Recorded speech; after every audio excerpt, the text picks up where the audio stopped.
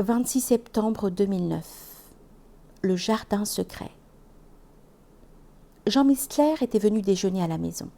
1000 liens nous réunissaient, qui tenaient au département de l'Aude, à la politique, à la littérature. Sévère en sa qualité de secrétaire perpétuel de l'Académie française, il était en privé l'homme le plus disert, le plus aimable, le plus délicieux qui fût. J'avais eu la chance de travailler auprès de lui chez Hachette.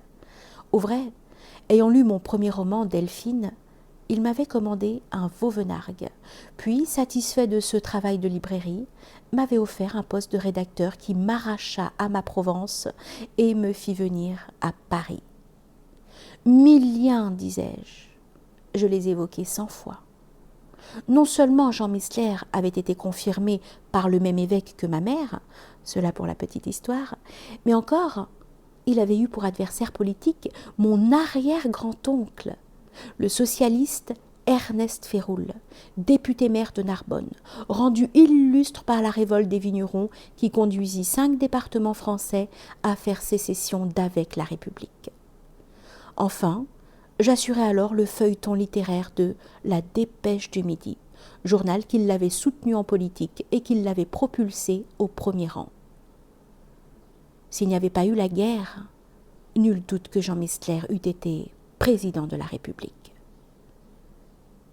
À peine venait-il d'entrer dans notre salon que je m'écriai « Il est là !»« Mais qui donc ?» me demanda-t-il.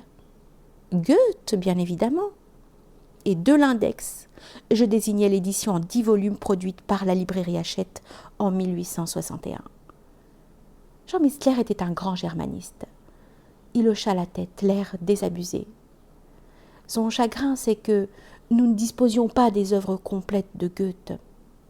La conversation roula un moment sur l'incuriosité française devant les génies étrangers. Je revins à la charge, m'écriant une nouvelle fois « Peu importe, l'essentiel, c'est qu'il soit là. » À ces moments, il sourit. Sans qu'il me fût nécessaire d'insister, il venait de comprendre que l'arrivée d'un auteur dans ma bibliothèque pouvait être comparée avec l'arrivée d'un ami dans ma demeure. Les années ont passé. Avec autant d'enthousiasme, j'ai envie de lancer à la cantonade « Il est là !» Je viens en effet d'acquérir les œuvres complètes en 2 volumes d'Étienne Jodelle. C'est donc la fête. Bonheur tout d'abord de caresser ces reliures, de humer ce cuir au doux reflet. Bonheur ensuite d'ouvrir le tome 1er, tout entier consacré à la poésie, et d'odes en chansons, de sonnets en stances, de découvrir un poète de la meilleure encre, digne de ses contemporains Ronsard ou du Bellay. Bonheur enfin de voir surgir d'entre ces pages un homme, mieux encore, un compagnon vers qui j'aurais plaisir à aller et dans la compagnie de qui je sais que je me plairai. Qui était-il ? Des 7 membres de la Pléiade, il est le seul à rester méconnu. C'est à peine si son nom continue de chanter dans quelques mémoires. Et pourtant, nous lui devons l'introduction de l'Alexandrin dans la tragédie et d'être le premier à avoir appliqué au théâtre les principes d'imitation de l'Antiquité édictés par la Pléiade. Quant au poète, il suffit de savoir que certains de ses sonnets furent attribués à Ronsard pour se représenter sa qualité. Il reste qu'il se montra un catholique intransigeant en cette période de guerre de religion. Peut-être cela lui est-il compté à charge. Cela n'empêche pas Agrippa d'Aubigné, lui-même protestant, de le saluer en ces termes. Le ciel avait mis en Jodelle un esprit tout autre qu'humain. La France lui nia le pain, tant elle fut mère cruelle. Toute une époque de sang et de fureur.